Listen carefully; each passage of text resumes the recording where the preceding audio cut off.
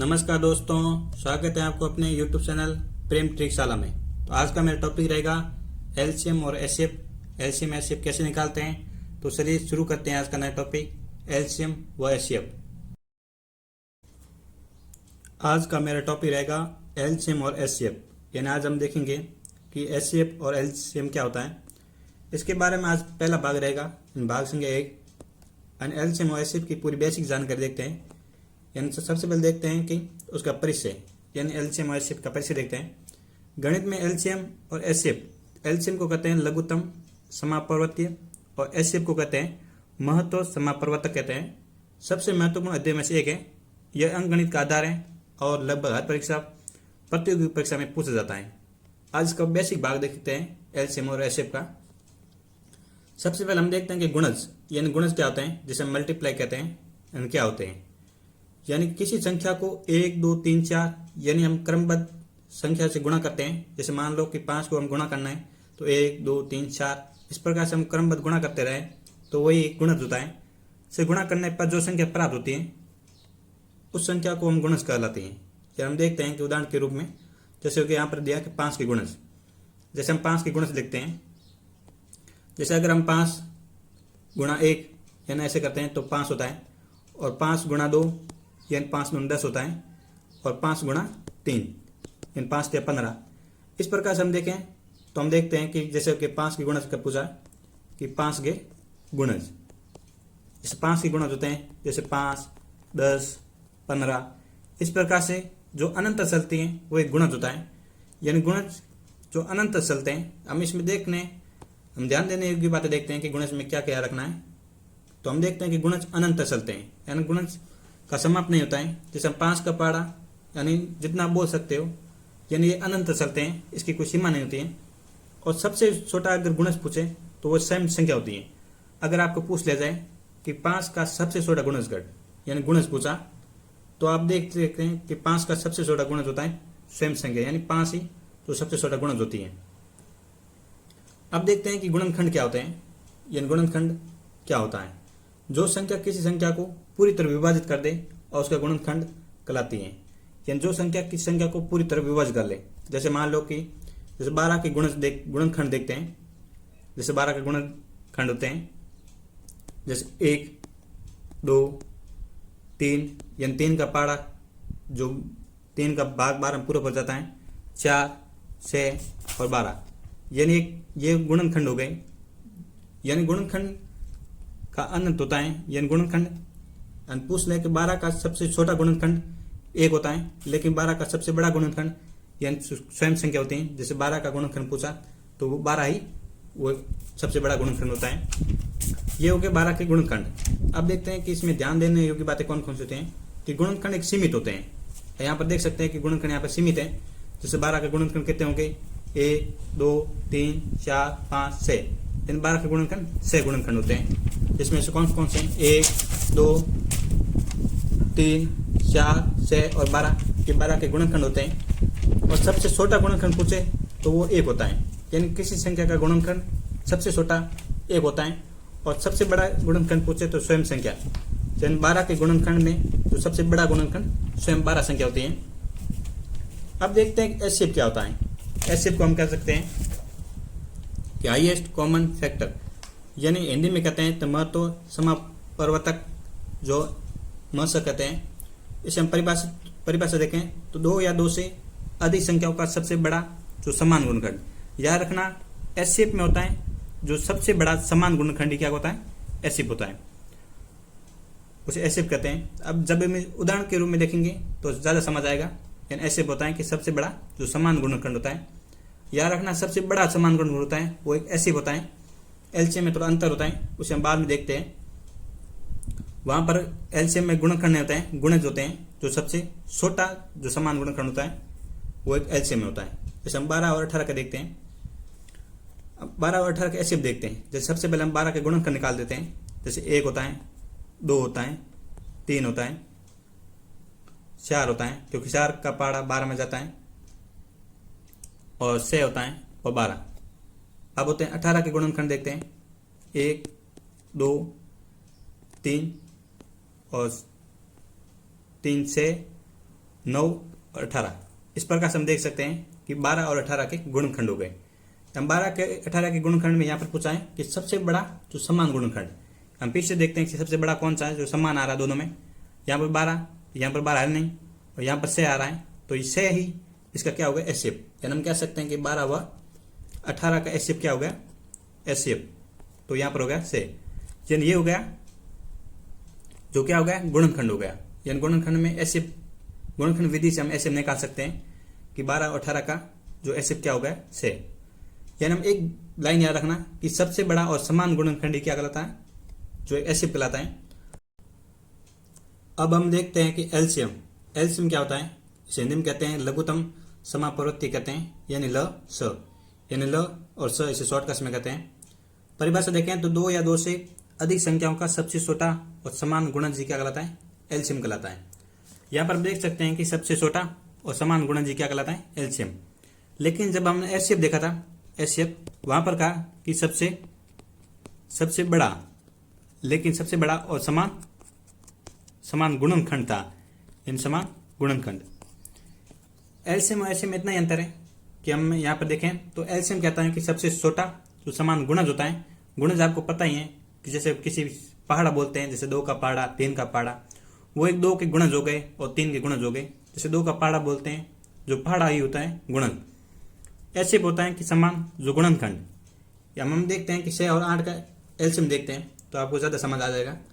या हम 6 का पहाड़ा देखते हैं, जैसे हम 6 कम से 6 दून 12, 6 ते 18 और 6 सुख 24। इसे हम आगे में ऐसे रख देते हैं, ये अनंत तक चलता है, लेकिन हमने इतने यहाँ तक लिखा है। अब देखते 8 का देखते हैं, जैसे 8 के 8 दून 16, 8 या 24, 8 सौ के 32। तो यहाँ पर हम देखते हैं कि यहाँ पर एलसीएम पूछा है। एलसीएम पूछा कि सबसे छोटा लेकिन समान गुणज होना जरूरी है। सबसे छोटा पूछा तो आगे से शुरू करो। यहाँ पर 6 के पहाड़े में 6 आया हुआ है, लेकिन 8 के पहाड़े में 6 नहीं है। यहाँ पर 12 दिया है, 12 यहाँ पर नहीं है। 18 यहाँ पर है, 18 यहाँ पर नहीं है, लेकिन 24 यहाँ पर है और 24 यहाँ पर है। यानी जो 24 एक जो यहाँ पर इसका क्या हो गया, एलसीएम हो गया। यानी दोनों में अगर जो सबसे छोटा भी है और सबसे छोटा और समान ये गुणज है, लेकिन जब हम इस आगे लिखें तो 6 का पहाड़े को, जैसे 616 हो गया, 6 5 30 हो गया, 6 6 36 हो गया, 6 7 42 हो गया और 6 8 48। तो हम इसी प्रकार 6 9 56 हो गया और 6 10 60 है। इस प्रकार से हमें 8 के पहाड़े को भी आगे बढ़ाएं तो 8 100 के 32 यहाँ पर हो गया, 8 5 40 हो गया, 8 6 48 और 8 7 56, 8 8 67, 8 10 8 8 67, 8 9 72 और 8 10 80। तो यहाँ पर देखें तो बाद में देखें तो और कौन कौन समान संख्या आती हैं। यहाँ पर 30 है, लेकिन यहाँ पर 30 नहीं है। यहाँ 37 है, यहाँ पर 37 नहीं है। यहाँ पर 42 है, यहाँ पर 42 नहीं है। यहाँ 48 है, तो यहाँ पर भी 48 है। इस प्रकार से देखें तो यहाँ पर जो, लेकिन यहाँ पर एलसीएम पूछा है तो यहाँ पर होता है कि सबसे छोटा और समान गुणज होता है। तो यहाँ पर हो गया 100। यानी 100 सबसे पहले आते हैं और समान आता है दोनों में। तो इस प्रकार से हम कह सकते हैं कि 6 और 8 का जो एलसीएम क्या होगा, तो एलसीएम होता है 120। यहाँ पर आपको एलसीएम और एचसीएफ समझ आ गए। अब हम देखते हैं कि दोनों में अंतर क्या होता है, एचसीएफ और एलसीएम अंतर क्या होता है। सबसे पहले हम उदाहरण कर देते हैं तो ताकि ज़्यादा समझ आ जाए। उदाहरण देखें, अगर हम 6 और 8 का दोनों का एलसीएम व एचसीएफ दोनों एक साथ निकालें तो हम निकालते हैं कि सबसे पहले 6 का देखते हैं, यानी एचसीएफ निकालते हैं। जैसे 6 जैसे हम कह सकते 1 2, यानी 1 का पहाड़ा भी 6 में जाता है, 2 का पहाड़ा भी 6 में जाता है और 3 का भी जाता है और 6। 8 का देखें तो हम देख सकते हैं 1 2, यानी 1 का पहाड़ा 8 में जाता है और 2, यानी 2 के पहाड़े में 8 आता है। और देखें तो 3 के पहाड़े में 8 नहीं आते हैं, 4 के पहाड़े में 8 आते हैं और 8 के पहाड़े में स्वयं 8 आते हैं। तो इस प्रकार हम देखें तो इसका एचसीएफ पूछा है। एचसीएफ क्या होता है कि सबसे बड़ा पूछा तो पीछे शुरू करो। 6 यहाँ पर है, लेकिन यहाँ पर नहीं है। 8 वाले गुणनखंड में 3 यहाँ पर है, लेकिन 3 यहाँ पर नहीं है। 2 यहाँ पर भी है और 2 यहाँ पर है। तो हम कह सकते हैं कि एचसीएफ जो 6 और 8 का कितना हो गया, 2।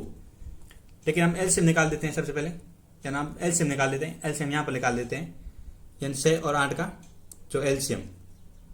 एलसीएम यानी 6 का पाड़ा बोलो, 6 एकम 6, 6 दूनी 12, 6 ती 18, 6 सौ 24। इसे हम कंटिन्यू लिख सकते हैं, लेकिन हम यहाँ तक लिखते हैं 100 तक। 8 का लिखें तो 8 एकम 8, 8 दूनी 16, 8 तिया 24, 8 सौ के 32। तो यहाँ पर हमें पूछा क्या है कि एलसीएम में पूछा, तो सबसे पहले इसकी परिभाषा रखना कि इसमें पूछा कि सबसे छोटा जो एक समान गुणज, यानी एलसीएम में सबसे छोटा समान और गुणज देखना है। यहाँ पर सबसे छोटा जो समान गुणज पूछा है, तो हम देखें सबसे छोटा पूछा है, तो छोटा है तो शुरू से शुरू करते हैं। यहाँ पर 6 है लेकिन यहाँ पर 6 नहीं है, यहाँ 12 है लेकिन यहाँ पर 12 नहीं है, 18 है लेकिन 18 इसमें नहीं है, लेकिन यहाँ पर 100 दिया है तो यहाँ पर 120 दिया है। तो हम कह सकते हैं कि यहाँ पर 6 और 8 का जो एलसीएम, 6 और 8 का एलसीएम क्या हो गया, तो 6 और 8 का एलसीएम हो गया 120। अब यहाँ पर जो अंतर पूछे गए, अंतर हम देखते हैं। तो अंतर, सबसे पहला अंतर कहता है कि सबसे बड़ा समान गुणनखंड, यानी एचसीएफ की परिभाषा होती है कि सबसे बड़ा और समान गुणनखंड होता है। जब हमने 6 और 8 का जो एचसीएफ निकाला था, तो सबसे बड़ा तो पीछे शुरू किया था हमने, तो यहाँ पर 2 और 2 आए थे, तो दोनों में आए थे। दूसरा कह रहे हैं ये फैक्टर पर आधारित होता है, यानी फैक्टर यानी गुणनखंड पर आधारित होता है, और मान छोटा और बराबर होता है।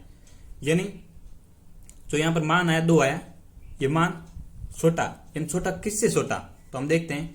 तो यहाँ पर 2 संख्या दी थी 6 और 8, इसमें से सबसे छोटी संख्या कौन सी है, तो सबसे छोटी संख्या 6, और 6 से जब हम एचसीएफ निकालेंगे तो 6 से छोटा ये मान आएगा, मान आएगा तो वो आएगा छोटा या बराबर आ सकता है, या बराबर, लेकिन 6 से बड़ा कभी नहीं आएगा एचसीएफ, याद रखना।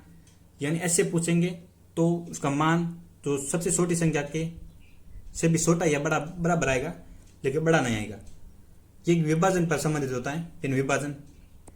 अब देखते हैं कि एलसीएम में अंतर देखते हैं, तो ये सबसे छोटा लेकिन समान गुणज होता है, यानी ये एलसीएम की परिभाषा देख सकते हैं। ये मल्टीप्लाई पर आधारित होता है, और मान बड़ा लेकिन बराबर होता है। मान बड़ा यानी बड़ा किससे बड़ा होता है, तो जब हमने इसका एलसीएम निकाला था, तो यहाँ पर एलसीएम क्या आया था 120, यानी हम 6 और 8 का जब एलसीएम निकाला था तो क्या आया था 120।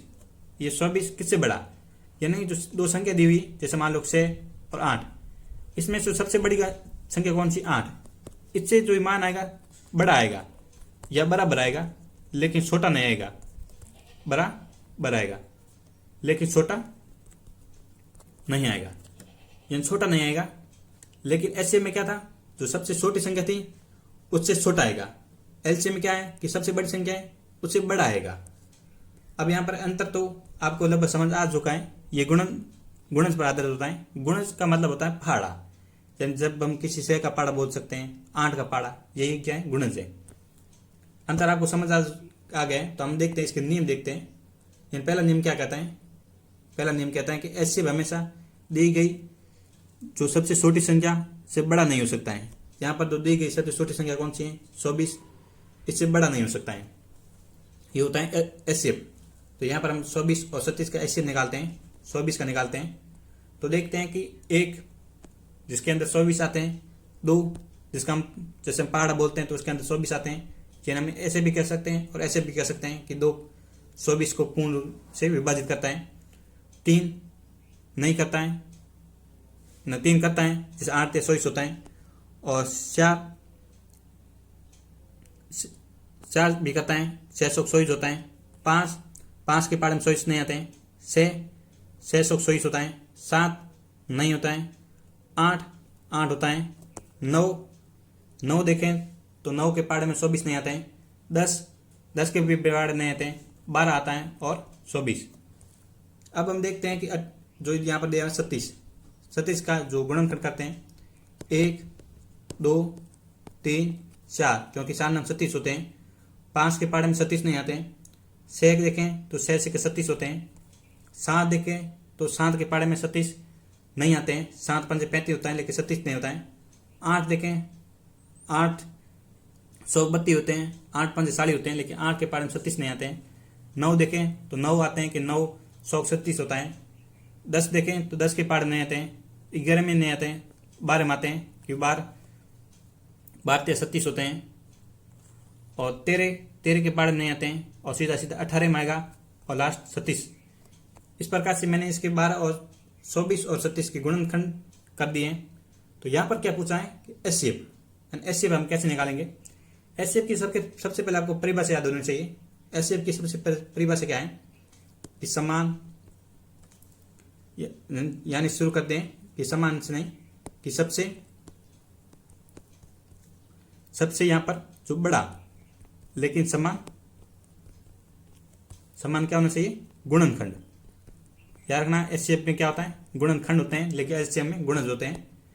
तो यहां पर सबसे बड़ा पूछा तो बड़ा है तो हम पीछे से शुरू करते हैं। 24 यहां पर है लेकिन यहां पर नहीं है। 12 यहां पर भी है लेकिन यहां पर भी है, क्योंकि 12 दोनों 24 होते हैं और 12 36 होते हैं। यानी हम कह सकते हैं कि इसका जो एचसीएफ पूछा गया है तो एचसीएफ हम कह सकते हैं यहां पर होगा 12। यानी 12 क्या है, एचसीएफ है जो 24 और 36 का। तो यहां पर जो नियम कह रहा है कि एचसीएफ हमेशा दी गई संख्या की सबसे छोटी संख्या कौन सी, यहां पर देखें तो सबसे छोटी संख्या है 24। 24 संख्या से बड़ा नहीं हो सकता है, या तो 24 से छोटा होगा या बराबर होगा, लेकिन बड़ा नहीं हो सकता है। यह आपको पहला नियम समझ आ चुका है।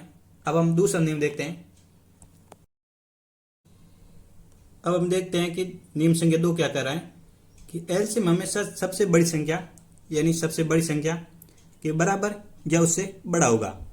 यानी यहाँ पर दो उदाहरण के रूप में देखें तो 12 है 18 दिया है। 12 और 18 दो संख्या है, इसमें सबसे बड़ी संख्या कौन सी है, 18। जब हम एलसीएम निकालेंगे तो या तो 18 से बड़ा आएगा या बराबर, लेकिन छोटा नहीं आएगा, यानी छोटा नहीं आएगा। यानी एलसीएम जो छोटा नहीं आएगा 18 से। तो हम इसे निकाल के देखते हैं कि यह बड़ा आता है या नहीं आता है। तो हम देखते हैं सबसे पहले तो यहाँ पर कर देते हैं कि यहाँ पर 12 और 18 का दिया था, 12 और 18 का। तो हमें सबसे पहले देखना है कि 12 के गुणज क्या होते हैं। यानी 12 के होते हैं जैसे 12 एकम 12, 12 2 24, 12 3 36, 12 सौ 48, 12 पंजे 60। यहाँ तक लिखते हैं, उसके बारे में डैश कर देते हैं। यानी अनंत चलता है पढ़ा वैसे भी। यानी हम आगे देखते हैं 18 का। 18 का देखें तो हम देखें 18 का 18, 18 2 37, 18 3 54, 1800 के 72, 18 पंजे 90। यानी ये हो गया जो गुणज हो गए यानी 12 और 18 के। तो यहाँ पर पूछा है कि एलसीएम की परिभाषा रखना। सबसे पहले एलसीएम कहता है कि सबसे और छोटा जो क्या होना चाहिए, समान गुणज होना चाहिए, समान जो गुणज। तो यहाँ पर देखें सबसे छोटा पूछा तो हमें आगे से शुरू करना है, यानी यहाँ से शुरू करना है। तो यहाँ पर दिया कि 12, तो लेकिन 12 यहाँ पर नहीं है, 24 लेकिन यहाँ पर नहीं है, 37 दोनों में, यानी 37 जो 18 और 12 दोनों में। तो हम कह सकते हैं कि एलसीएम क्या हो गया, 37 एलसीएम हो गया। तो हम कह सकते हैं कि यहाँ पर जो निम्न कर रहे हैं 2 नंबर, एलसीएम हमेशा क्या होगा, सबसे बड़ी संख्या क्या हो गई 18, उसकी या तो बराबर होगा या सबसे बड़ा होगा। यानी इससे बड़ा आ गया, यानी एलसीएम हमारा क्या आया 37। यानी दूसरा नियम ये क्लियर हो गया। अब हम नियम संख्या 3 देखते हैं। नियम 3 क्या कहता है, यदि दो संख्याएं समान हो, अगर आपको 20 और 20 इस प्रकार से दो संख्या समान दे दिए, तो आपको यदि आप एचसीएफ पूछे या एलसीएम, तो आप 1 मिनट में निकाल सकते हो, 1 सेकंड भी नहीं लगा सकते हो। तो इसका एचसीएफ एलसीएम क्या होगा, एचसीएफ भी 20 होगा और एलसीएम भी 20 होगा। यानी इसका एचसीएफ और एलसीएम समान रहता है। यानी अगर दो संख्याएं समान हो तो, यानी हम निकाल के भी देख सकते हैं। जैसे हम निकालते हैं सबसे पहले एचसीएफ, यानी सबसे पहले एचसीएफ निकालते हैं जो 20 व 20 का। यानी एचसीएफ निकालने के लिए आपको सबको पता है कि हम सबसे पहले इसको गुणनखंड विधि से निकालते हैं। यानी 20 का देखते हैं तो 20 में 1 आता है, यानी 2 4 5 और 6 में 20 नहीं आता है, 7 के पाड़े में 20 नहीं आता है, 8 के भी नहीं आता है, और 10 और 20। इसी प्रकार हम दूसरे 20 देखें तो भी हम कह सकते हैं कि 1 2 4 5 और 10 और 20। यानी आपको जो एचसीएफ की परिभाषा याद होगी। यानी एचसीएफ की परिभाषा क्या कहते हैं कि सबसे जो बड़ा समान जो गुणनखंड, यानी सबसे बड़ा गुणा समान गुणनखंड क्या कहलाता है, एचसीएफ कहलाता है। हम सबसे बड़ा पूछा तो पीछे शुरू करो, जो सबसे बड़ा आएगा। यानी यहाँ पर 20 यहाँ पर भी है और 20 यहाँ पर है। यानी हम इस प्रकार से हम कह सकते हैं कि 20 और 20 दो अगर संख्या हो तो उसका एचसीएफ भी क्या होता है, 20 होता है। इस प्रकार से हमने 20 निकाल दें कि एचसीएफ क्या होता है, 20, और एलसीएम भी 20 होता है। अगर हम इसे करते हैं, जैसे हमें एलसीएम के लिए हमने देखा था, एलसीएम के लिए हम क्या करते थे, जैसे एलसीएम के लिए मान लो 20 और 20 का एलसीएम निकालना है, तो हमें पता है कि 20 का जो गुणज निकालना होगा, करना होगा, यानी 20 एकम 20, 20 दूनी 40। इस प्रकार से और 20 है कि 20 एकम 20 और 20 दूनी 40। यानी एलसीएम की परिभाषा कहते हैं कि सबसे छोटा जो एक समान गुणज ये जो 20 के निकाली है, 20 और 40, ये गुणज है। और यहाँ पर पूछा कि सबसे छोटा कौन सा होगा, यहाँ पर 20 है, जो दोनों आ रहा है। इस प्रकार से हम कह सकते हैं कि एचसीएफ और एलसीएम दोनों क्या होते हैं, 20 होते हैं। यानी जब किसी दो संख्या अगर समान है तो उसका एचसीएफ और एलसीएम भी समान होगा। अब ये नियम हो गया तीसरा। अब नियम संख्या देखते हैं 4 नंबर। 4 नंबर नियम क्या कहते हैं कि यदि दो संख्याएं सहअभाज्य संख्या हो, यानी को प्राइम यानी सहअभाज्य संख्या क्या होती है, जब दो संख्याओं का एचसीएफ, इतना याद रखना कि जब दो संख्याओं के एचसीएफ क्या हो, 1 हो, तो उसे हम कहते हैं सहअभाज्य संख्या। यहाँ पर उदाहरण के तौर पर देखें तो 8 और 15 ये दो जो सहअभाज्य संख्या है। अब कैसे पता चलेगा कि ये सहअभाज्य संख्या है, तो सबसे पहले इसका एचसीएफ निकालते हैं। जैसे 8 का हम गुणनखंड करते हैं, जैसे होता है 1, 2, 3 के पाड़े में 8 नहीं आते हैं, 4 के भी आते हैं, 4 दूनी 8 और 1 8। अब देखते हैं 15 का, यानी 15 का करते हैं, जैसे होता है 1, 2 के पाड़े में 15 नहीं आते हैं, 3, 5 और 15। यानी हम यहाँ पर हमने गुणनखंड कर दिए 8 और 15 के। तो हमें पता है कि एचसीएफ की परिभाषा क्या होती है। एचसीएफ की परिभाषा होती है कि सबसे जो बड़ा समान गुणनखंड, सबसे बड़ा और समान क्या होता है, गुणनखंड ही होता है, एचसीएफ होता है। और सबसे बड़ा पूछा तो पीछे शुरू करो, जो बड़ा संख्या है, सबसे बड़ी संख्या की। यहाँ पर दिया 8, तो यहाँ पर 8 है नहीं जो 15 वाले में, और 4 है नहीं, 2 है को नहीं, 1 यहाँ दोनों मिलता है, यानी एक ही जो क्या होगा, एचसीएफ होगा। एचसीएफ किसका, 8 और 15 दो संख्याओं का एचसीएफ क्या होगा, 1। तो उसी हम किसे क्या कहते हैं, सहअभाज्य संख्या कहते हैं। अब इसकी परिभाषा देख लेते हैं कि सहअभाज्य संख्या की परिभाषा क्या होती है। सहभाज्य जिसे को प्राइम नंबर्स कहते हैं, यानी दो संख्याओं का एचसीएफ यदि 1 हो, यानी ये बात याद रखना कि दो संख्याओं का एचसीएफ क्या हो, 1 हो, तो वे क्या होती हैं कि सहअभाज्य संख्या होती हैं। जैसे उदाहरण के रूप में और दिया है कि 7 और 20 का जो हमें निकालना है कि सहअभाज्य संख्या ये दी हुई है, तो इसका एचसीएफ निकाल कर भी हम देख सकते हैं कि यहाँ 1 आता है या नहीं आता है। एचसीएफ के लिए आपको सबको पता है कि सबसे पहले हम इसके गुणनखंड करते हैं। गुणनखंड 7 के होते हैं, 1 और 7 ही होता है, लेकिन 20 के गुणनखंड क्या होते हैं, 1 होता है, 2 होता है, 4 होता है कि 4 5 20 होता है, और 5 भी होता है, 6 नहीं होगा, 7 भी नहीं होगा, 8 भी नहीं होगा, और 9 भी नहीं होगा, 10 होगा और 20 होगा। तो यहाँ पर देखें तो पीछे से शुरू करते हैं, क्योंकि एचसीएफ की परिभाषा कहती है कि सबसे जो बड़ा, लेकिन कैसा होना चाहिए, समान गुणनखंड होना चाहिए। क्या होना चाहिए, गुणनखंड। लेकिन जो एलसीएम में क्या कहा था, जो समान गुणज कह रहा था। यहाँ पर सबसे बड़ा समान गुणनखंड देखें तो यहाँ पर 1 आता है। तो इस प्रकार से हम कह सकते हैं कि यहाँ पर 7 और 20 का एचसीएफ क्या होगा, 1। जब किसी दो संख्याओं का एचसीएफ 1 है तो वो एक सहअभाज्य संख्या होती है। इस प्रकार हम आगे देखें तो एक महत्वपूर्ण सूत्र है, सबसे महत्वपूर्ण सूत्र, ये सूत्र यदि केवल दो संख्या हो, जैसे मान लो कि 12 और 18, तो उसका एलसीएम, ये सूत्र याद रखना, ये सूत्र कह रहा है कि एलसीएम इंटू एचसीएफ बराबर पहली संख्या इंटू दूसरी संख्या। तो इसके लिए हमें एलसीएम अलग से नहीं निकालना पड़ता है, सूत्र से निकालेंगे हम एलसीएम। तो हमें सबसे पहले एचसीएफ निकाल देते हैं। एचसीएफ 12 का निकालते हैं गुणनखंड विधि से। जैसे इसके गुणनखंड होते हैं 12 के 1, 2, 3, 4, 6 और 12। इसी प्रकार हम 18 के देखते हैं, 1, 2, 3, क्योंकि 3 के पाड़े में 18 आता है, 4 के पाड़े में 18 नहीं आता है, और 5 के पाड़े में भी नहीं आता है, 6 के पाड़े में आता है कि 7 18 होता है, 7 के पाड़े में भी नहीं आता है, 8 के भी नहीं आता, 9 और 18। ये मैंने गुणनखंड कर दिए। अब देखते हैं कि एचसीएफ की परिभाषा के अनुसार कि सबसे जो बड़ा समान गुणनखंडी एचसीएफ कहलाता है। तो बड़ा है तो पीछे से देखते हैं, यहाँ पर 12 ऊपर में, नीचे नहीं है, से यहाँ पर भी है और यहाँ पर भी है। इस प्रकार से हम कह सकते हैं कि 12 और 18 का एचसीएफ क्या होगा, से। अगर हम एचसीएफ निकाल दिया तो हम एलसीएम निकाल सकते हैं, यानी एचसीएफ क्या हो गया हमारा, बराबर से। तो हम एलसीएम निकालेंगे। एलसीएम की सूत्र याद रखना कि एलसीएम इंटू एचसीएफ बराबर, पहली संख्या पूछा है तो पहली संख्या क्या है 12 इंटू यहाँ पर दूसरी संख्या पूछा है, दूसरी संख्या 18। तो हम एलसीएम कर देते हैं, एलसीएम इंटू एचसीएफ कितना दिया था, से, यानी तो हम एचसीएफ बराबर कर सकते हैं कि 12 इंटू 18 बटा से। तो हम 6 से 12 को काटें तो 6 दूनी 12 होता है। तो इस प्रकार हम कह सकते हैं कि एलसीएम हमारा हो गया 2 इंटू 18, 18 दूनी 36।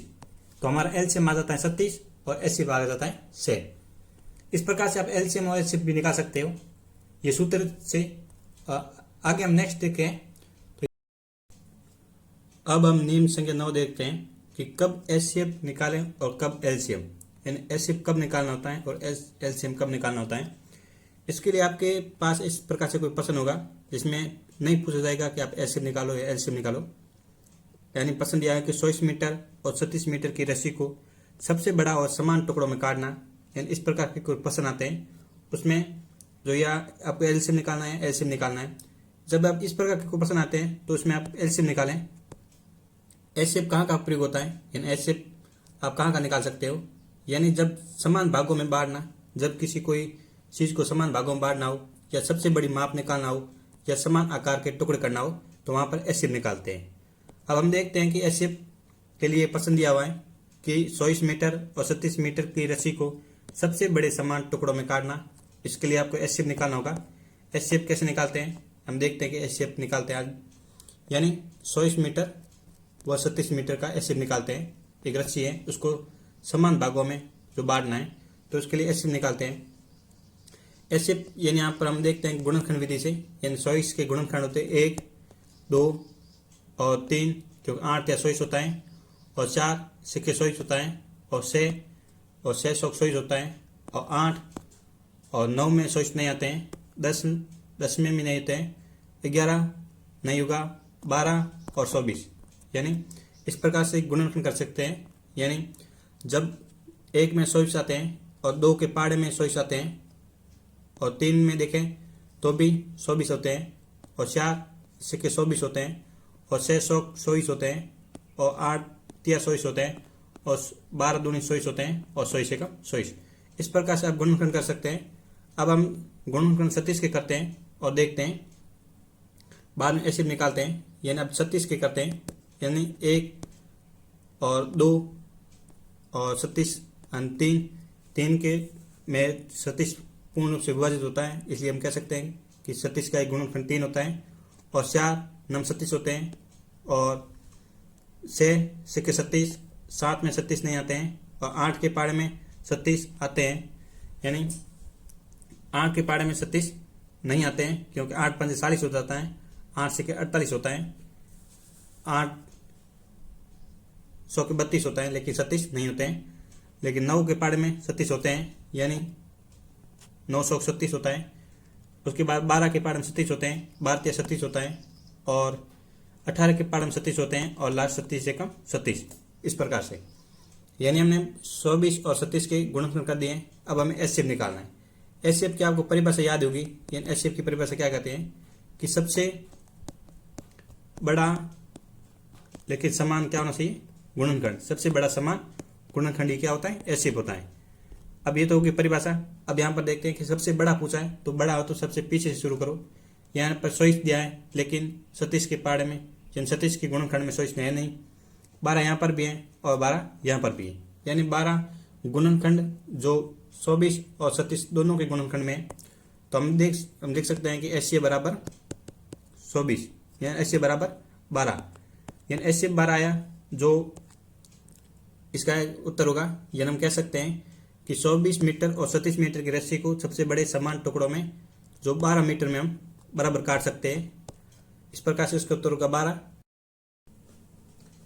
अब हम आगे देखते हैं यानी यहाँ पर दिया है कि एलसीएम का उपयोग। एलसीएम का उपयोग हम कहाँ करते हैं, तो उपयोग देख देते हैं कि एलसीएम का उपयोग जब आपके सामने कोई प्रश्न आए तो उसमें इस प्रकार से प्रश्न पूछे जाते हैं कि एक साथ होने वाली घटना, यानी वहाँ पर एलसीएम का उपयोग करें। घंटी हो गई, ट्रेन हो गई, मशीन और बस आदि के समय का बोध हो तो वहाँ पर एलसीएम का उपयोग करें। उदाहरण यहाँ पर दिया है कि उदाहरण की 2 घंटियाँ जो एक 6 मिनट और 8 मिनट के अंतराल पर बजती हैं।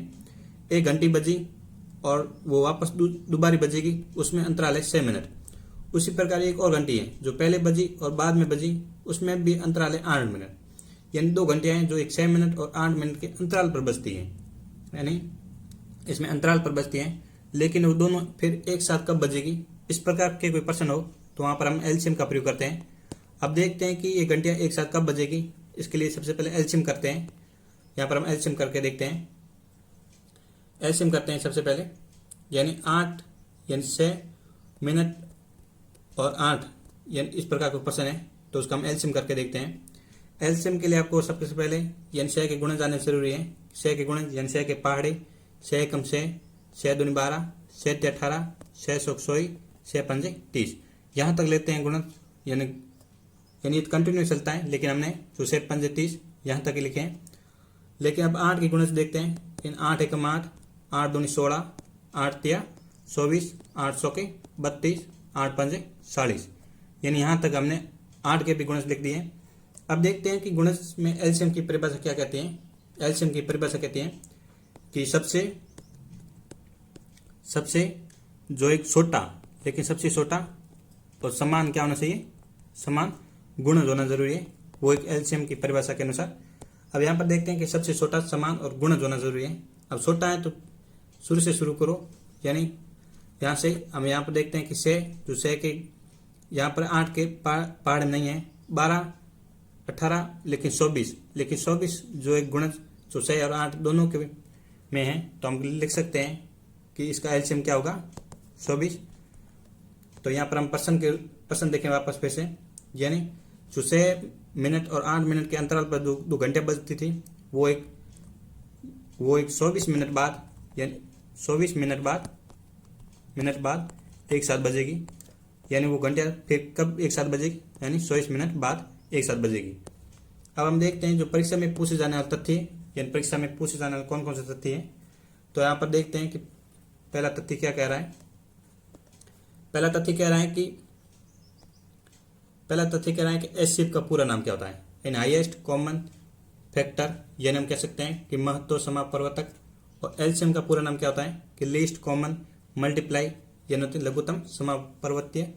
यहाँ इसमें हिंदी में दिया है कि एचसीएफ का पूरा नाम होता है महत्व समापवर्तक और एलसीएम होता है कि लघुत्तम समापवर्तीय होता है। एचसीएफ का उपयोग, यानी एचसीएफ निकालते हैं तो गुणनखंड पर आधारित होता है एचसीएफ, और एलसीएम किस पर आधारित होता है, गुणज पर आधारित होता है। हम यहाँ पर हम देखते हैं कि अभ्यास प्रश्न देखते हैं। ये अभ्यास प्रश्न आप कमेंट में लिखें इसका उत्तर। पहला प्रश्न कह रहा है कि पहला प्रश्न कहता है कि 15 के पहले 5 गुणज लिखिए, 15 के 5 पहले गुणज लिखिए। और दूसरा कह रहा है कि 24 के सभी गुणनखंड लिखिए, 24 के जितने भी गुणनखंड है वो लिखिए। गुणनखंड मैंने आपको समझा दिया है कि जब किसी संख्या को मान लो कि 24 एक उदाहरण के रूप में देखें, जैसे 12 के गुणनखंड लिखते हैं। जैसे 12 के गुणनखंड एक, जो एक के पहाड़ा लिखें तो भी 12 आते हैं उसमें, 2 के पहाड़े में जो 12 आते हैं। इसी प्रकार से देखें 3 के पहाड़े में जो 12 आते हैं, यानी 3 जो 12 को पूर्ण रूप से विभाजित करता है। अब ऐसे भी समझ सकते हो, और 2 भी 12 को पूर्ण रूप से विभाजित करता है, और 1 भी 12 को पूर्ण रूप से विभाजित करता है, यानी यही गुणनखंड होते हैं। इस प्रकार आगे देखें इसके गुणनखंड 4, क्योंकि 4 के पहाड़े में 12 आते हैं और 5 के पहाड़े में 12 नहीं आते हैं।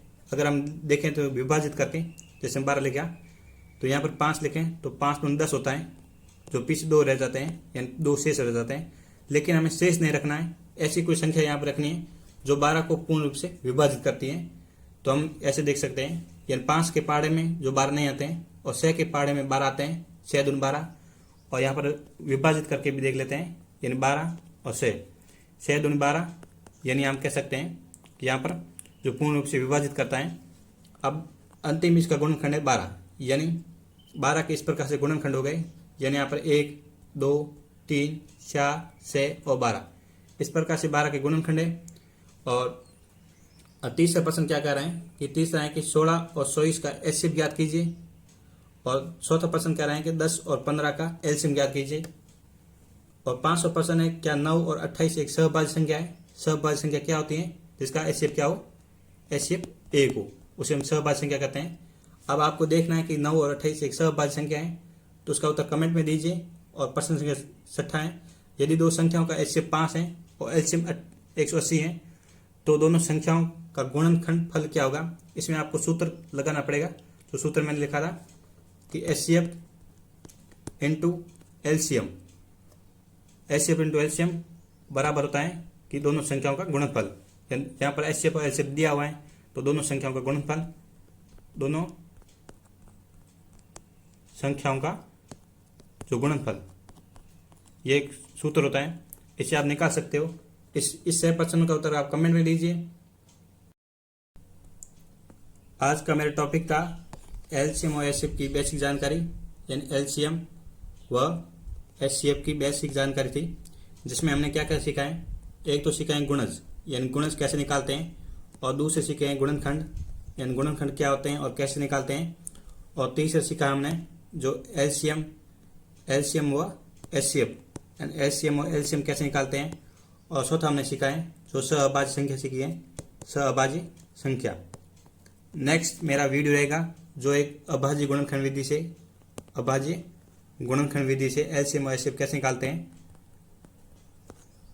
गुणनखंड विधि से जो एलसीएम व एचसीएफ निकालेंगे, एचसीएफ। तो अगर वीडियो मेरा पसंद आया है तो इस वीडियो को लाइक करें, शेयर करें और कमेंट करना ना भूलें।